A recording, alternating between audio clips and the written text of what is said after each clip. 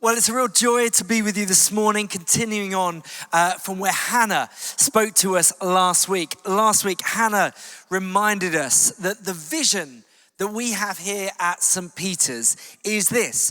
Our vision is to play our part in the evangelization of the nations, the transformation of society, and the revitalization of the church. We want to see the homeless housed, the streets saved, addictions broken, families formed, disciples made, churches opened up again, and the good news of Jesus known everywhere.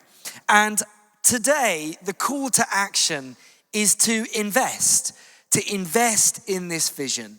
Because Jesus is not just the God of vision, he's also the God of provision. And one of the ways that he provides is through us. He doesn't just want us to be spectators, he wants to get us to join in.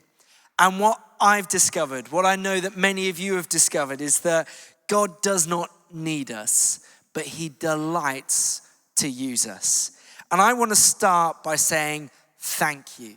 You are such a generous church in the way that you pray, in the way that you serve, and in the way that you give. It is such a joy to work alongside you. Like a quick snapshot of some of it. This last year, you have served over 10,260 meals through Safe Haven to people in need. That represents over 7,308 hours given in volunteer time. Through Alpha, you've made space for 208 people to come and explore the big questions of life. You have prayed. You may not know this, we have an early morning prayer meeting on Zoom. There have been 210 early morning prayer meetings, and those hours count twice because they're early in the morning. You are incredibly generous. You've given hundreds of thousands of pounds out towards the city through ministry here. You have given to help plant a new church. You've given James Rowe, our curate, away. We sent him off earlier. He was willing to go, but we gave him away, you remember, just before the summer to go and join in the work at St. Cuthman's on Whitehawk and add resilience to there. And you may not know this, but you've given away half of our worship team today, who are in Bulgaria at the moment, leading at a worship conference there, although we're thankful that some were here to lead us today. That's some of the big picture. But all of those numbers land in individual lives. And you will probably have your own stories of how you've seen God work. But if you were at our baptisms a few weeks ago, Lee, who was baptized in the evening, you know, his story was that he'd never been to church. He was walking past here one day in a particularly difficult time. And he stopped outside and he just felt like somebody, he said he felt like warm arms embraced him and encouraged him to come inside. And he came inside and he sat down at a table at Safe Haven Men and he met one of you. You welcomed him, you engaged in him, you made him feel like a friend. And so he came back on Sunday and he came to the 9:30 and stayed for the 11:30 and came back at the 6:30 and has been coming ever since. And 2 weeks ago was baptized and is now following Jesus. These are,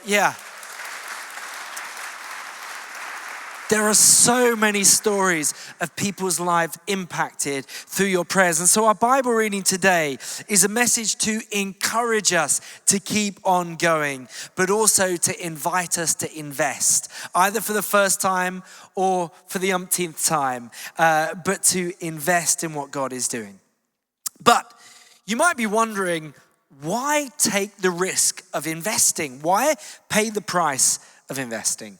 Now, throughout history, people have always had a complex relationship with death and with money. In some ways, there's no more taboo a subject than death and money. And in our reading today, Paul, one of the first followers of Jesus, doesn't avoid these subjects, doesn't sugarcoat them, but speaks into them directly and shows that how the hope Jesus gives us allows us to view these things in a completely different way. So today I'm going to talk, hopefully, not just about one, but two difficult subjects. What happens when we die and what we do with our money. And how Jesus gives us a radically different vision for both. So our reading today is from 1 Corinthians 15. I'll try and recover my voice first before we read this.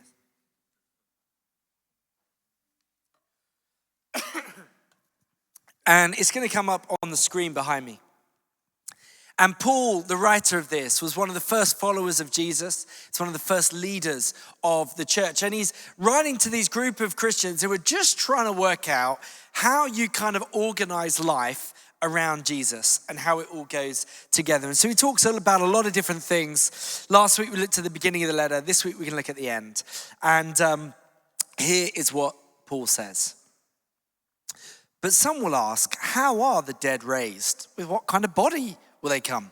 How foolish. When you sow, it does not come to life unless it dies. When you sow, you do not plant the body that will be, but just a seed, perhaps of wheat or of something else. But God gives it a body as he determined, and to each kind of seed, he gives its own body. So it will be with the resurrection of the dead. The body that is sown is perishable, it is raised imperishable. It is sown in dishonor, it is raised in glory. It is sown in weakness, it's raised in power. It is sown a natural body, it's raised a spiritual body. For the perishable must clothe itself with the imperishable, and the mortal with immortality. When the perishable has been clothed with the imperishable, and the mortal with the immortality, then the saying that is written will come true. Death has been swallowed up in victory. Where, O death, is your victory? Where, O death, is your sting? The sting of death is sin, and the power of sin is the law. But thanks be to God, he gives us the victory through our Lord Jesus Christ. Therefore, my brothers and sisters, stand firm. Let nothing move you. Always give yourselves fully to the work of the Lord, because you know that your labor in the Lord is not in vain. Now, about the collection for the Lord's people, do what I told the Galatian churches to do. On the first day of every week, each one of you should set aside a sum of money in keeping with your income, saving it up, so that when I come, no collections will have to be made. Then when I arrive, I'll give letters of introduction to the men that you approve and send them with your gift to Jerusalem. Amen. Paul starts with the challenges of today, goes to a glorious vision of the future, and then lands it back in how we live now. But before we think about this, I wonder, what do you hear when you hear this? That is embarrassing! That is embarrassing! That is embarrassing! Maybe it's this. That is embarrassing! That is embarrassing! Or maybe it's this. That is embarrassing! Or maybe this. That is embarrassing! Or maybe this. That is embarrassing! That is embarrassing! Cognitive psychologists tell us that our vision frames our perception. What you see influences how we make sense of the world. What we see informs how we live. And when it comes to the physical body and what we do with our money, Jesus gives us a completely different vision for both. And the early Christians, these people that Paul writes to, they actually become famous for their generosity. How did this happen? Well, the answer is the resurrection of Jesus. Here's the crux of it. The cross and death of Jesus was the worst thing that could happen. It was the worst, most unjust, most shameful, painful way to die. And yet Jesus not only died and rose again, but he seemingly became more alive than he was before. And then Jesus says that what has happened to him will happen to you. And what that means is, no matter what kind of death you are facing, whether it's the little death of just dying to yourself and loving your neighbor and putting them first, or whether it's dying the bigger death of forgiving somebody who's hurt you, or whether it's the death that we all face at the end of our lives, we know that it is not the end. And now it is an investment. The resurrection of Jesus means there is no area of your life that you can legitimately look at without hope. No area of your life, your family, this city, or this nation that we can look at without hope. And Paul says, as you think on that, you will become immovable, abounding in the work of the Lord. And that's my prayer for us, that we would continue to abound in the work of the Lord, as we seek to invest our lives in the people that God has called us to live. And Paul says that there are 3 things you need to know about how you live and how you give. Here's the first one. Number 1, you have something to give. No matter how much you have something to give. He writes this, now about the collection for the Lord's people. Do what I told the Galatian churches to do on the first day of every week. You should set aside a sum of money in keeping with your income, saving it up so that when I come, no collections will have to be made. Then when I arrive, I'll give letters of introduction to the men you approve and send them off with the gift to Jerusalem. Now around AD 53, when this was written, the early church, well, all the people were going through a lot of struggles. There was a famine. Resources were scarce in the ancient world. And added to this, the followers of Jesus in Jerusalem had started to be persecuted for their faith, displaced from their homes, martyred. They were struggling to survive. And so Paul gets together this idea of a relief effort. And he writes to other churches full of Christians who would have never met these people, and said, but because we're one in the Lord, because God has put compassion in our hearts, let's send relief to them. And as in this writing, we see 3 things that he tells us about giving. First of all, giving is a discipline. We read this on the first day of every week, you should set aside a sum of money in keeping with your income. When you give, it's not just an emotional decision, but it's an intentional plan. Jesus says, look, where your treasure is, your heart will be also.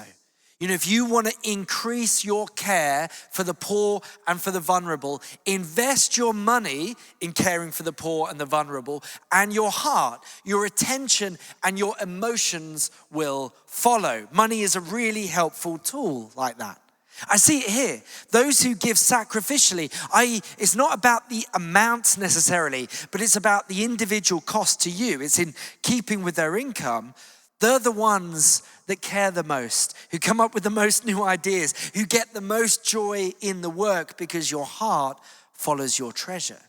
You know, Kate and I, as we've sought to put this into planning, whenever we look at our finances, we always start with our monthly giving to our church. It's the first line of the budget, not what's left over after bills and subscriptions.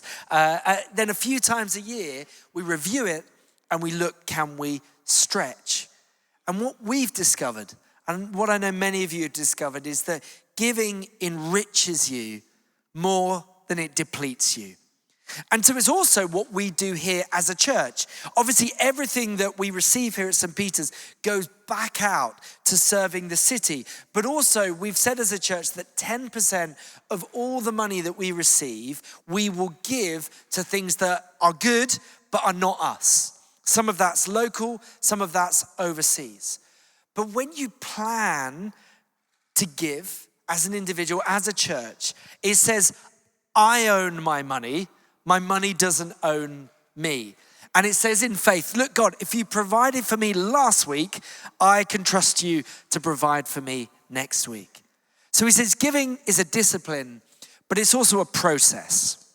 He says this, look, I want you to save up this money so that when I come, we can send this collection straight off. And he talks about sending people that you'll trust, and we're going to write letters. In other words, there's a careful process. When we give, we need to do responsibly and carefully. When you give to St. Peter's, there is a governance process. You know, we have a finance committee of people who know what they're doing with money, and they give of their time. They are incredibly generous with their time and with their wisdom to make sure we steward our resources well.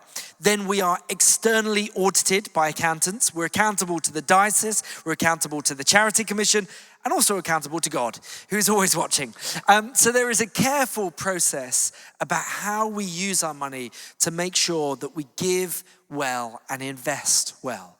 Now for you, what that means is when you plan to give, it allows you to maximize the impact of your giving. One of the ways that happens is when you plan to give, And when you give formally, you can then claim gift aid. In the UK, the government gives the tax back, so at no extra cost to you. It adds 25% to whatever you give back from the government. So you increase the impact of your giving. By planning to be generous as individuals, as churches, it means that we're ready when needs arise. So earlier this year, we were able to support another church in the city. And I asked the pastor about the impact. This is what he wrote to us. Estate churches can't be self-sustaining in the same way a city centre or suburban church can be. The bigger they grow, the bigger the need.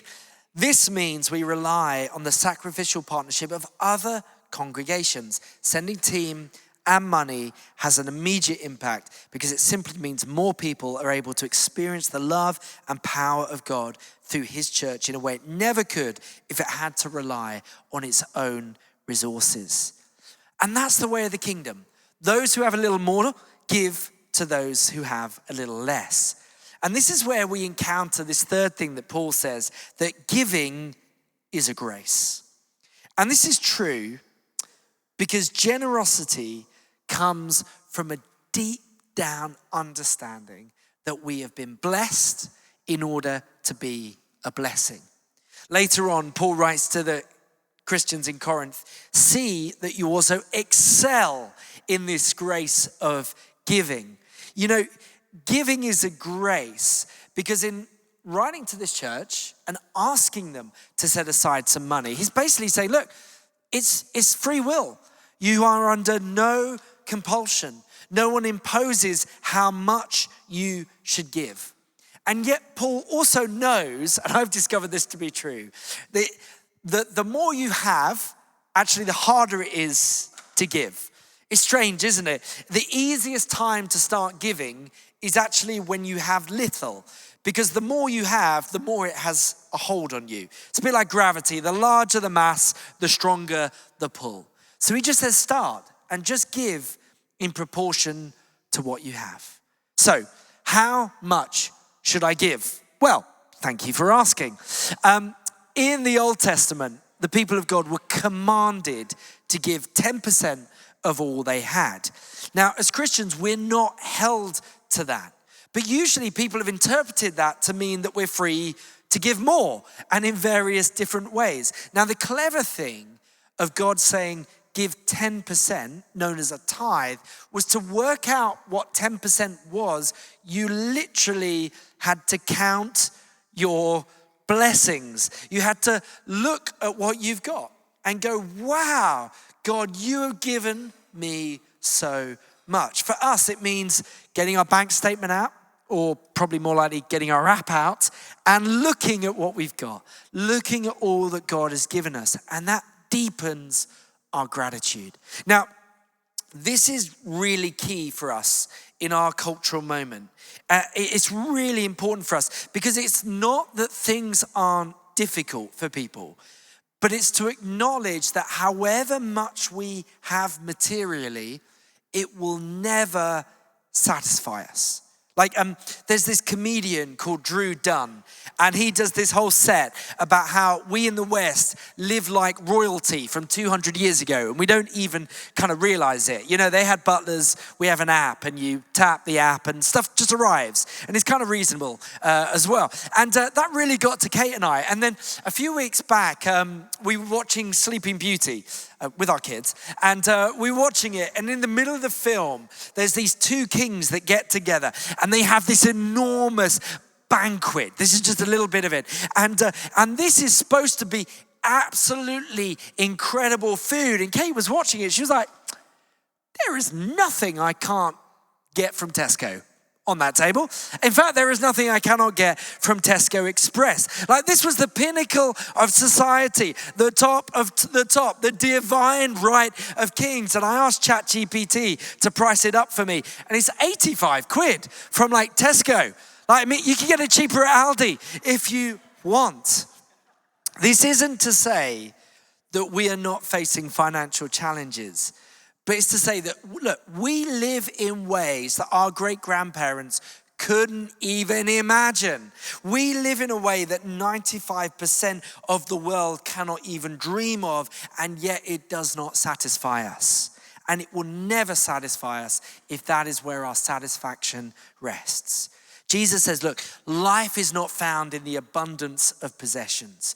Giving is a grace because it alerts us to the fact of how much we have been given. How much should I give? Well, it's this. Given all you know about his kindness, his mercy, his ability to meet your needs, give enough to make you trust Jesus a little bit more. Give enough in a way that means you say, Jesus, I'm going to have to trust you a little bit more today.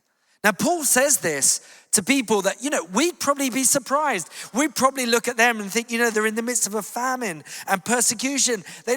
These guys didn't even have flushing toilets. They don't have anything to give. But Jesus says, and Paul says, yes, you do. Giving is not just a grace preserved for the seemingly quote unquote rich. It's a grace available to us all. But what made the Christians love and become famous for giving? Well, it's this. Paul says the source of this grace is an unexpected heavenly hope that you have been given everything. He writes this. So will it be with the resurrection of the dead. The body that is sown is perishable, it's raised imperishable. Sown in dishonor, it's raised in glory. Sown in weakness, it's raised in power. It's sown a natural body, it's raised a spiritual body. This is one of the teachings that shape our hope for life after death. It tells us that death is not the end. You will have a resurrection body and you can have a glorious future. But here's the thing that shocked everyone. Paul actually meant it. And he actually meant it literally. It's not that we will live on in our loved ones' hearts. It's not that we will live on in an AI avatar. It's not that, just a nice story to make it easier to go to bed at night. He says, no, you will have a physical resurrection. What happened to Jesus will happen to you. And it was a ridiculous idea in that culture because they saw the body as something you needed to escape from, to get your spirit free. And so they treated the body like a prison or a playground. But if this is true, then actually your body is a precious gift. And through reading the eyewitnesses' accounts of the resurrection of Jesus, through looking at the evidence, you can know that it is true, it is reasonable, and that it is on offer to you. And it changes everything. Like many people fear death. It's connected to our fear of lack. Both the fear of the loss of life and the lack of money trigger this desire for self-preservation. And you cannot be generous when you're in fear for yourself. But we do not have to live like this. You could give out of, a sense of duty that I have to give. Or you could give out of the idea of trading. I give to get something.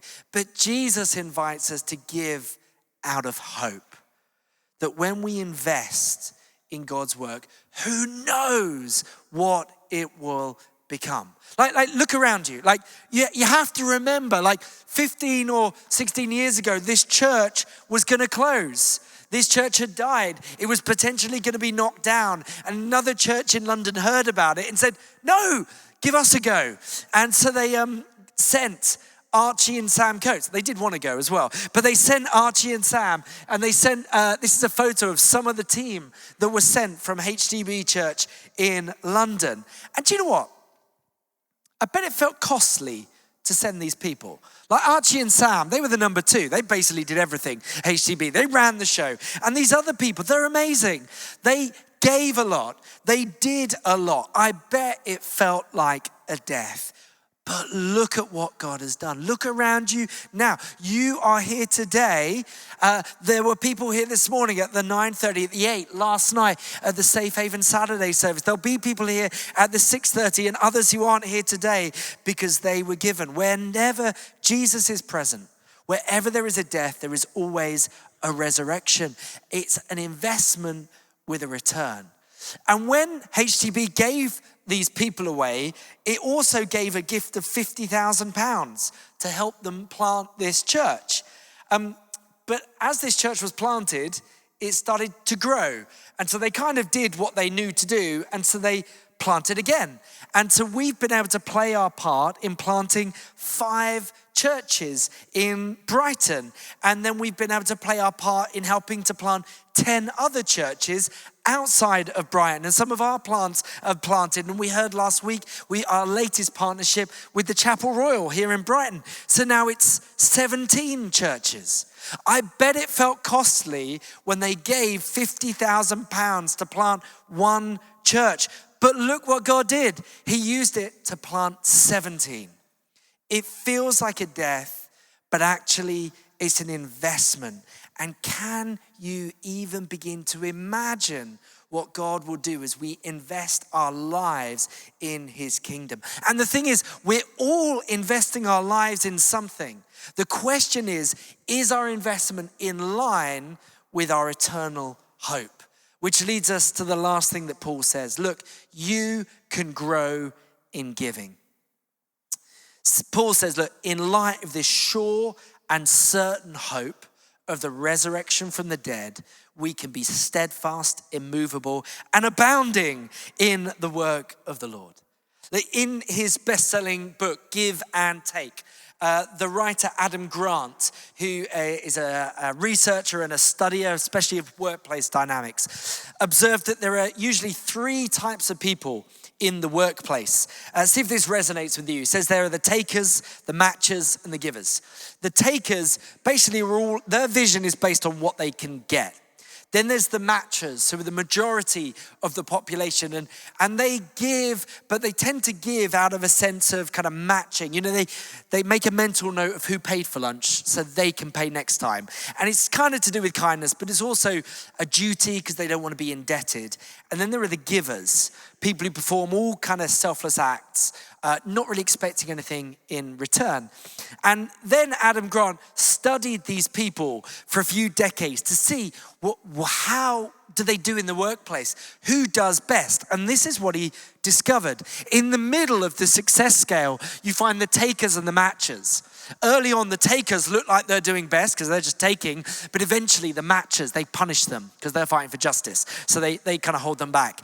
But the people who do the worst and the best in the workplace, interestingly, are both givers. And what he found is he said, actually, there's 2 types of givers. The ones that do badly are the givers who suffer from what he calls generosity burnout. They give from a place of duty and people-pleasing, and they lose the vision for giving. The givers who do really well, he calls them otherish givers. They give with a vision to help other people, but they give in 3 particular ways. They give with discipline, with grace, and with process. And we see it all in this verse. Therefore, my beloved brothers and sisters, be steadfast, immovable, always abounding in the work of the Lord, knowing that in the Lord your labor is not in vain. How do we give with vision and with wisdom so that we keep on going? Well, first is giving out of your own labor. It's that humility to go, well, what do I have? And give out of that. You can't give out of what you do not have. This isn't a competition with others. This is about your own personal progression. And there'll be different seasons of your giving journey. We tend to start kind of time rich, money poor. And then as we get older, time kind of seems to disappear, but we have more money to play with. And then as we come towards retirement, there's more time, but there's less money. There are different seasons of what we're able to give. It's about personal progression, not necessarily competition with others. Then he says, though, you want to stretch in giving. He wants us to abound in it. It's to each time that we come to a day like this to go, Lord, are you calling me to stretch in my generosity towards my church, towards those around me, and seeing what you're able to do? It's being really clear on your purpose in giving. We're giving towards the work of the Lord. It's not just nice causes, but it's things that will have meaningful impact in our city. And also they give with hope, knowing that when we work with the Lord, it's not in vain, because we do not always see the return straight away. What we see with any kind of investment is the investment is always later, greater, and the same. And this is what God calls us to be.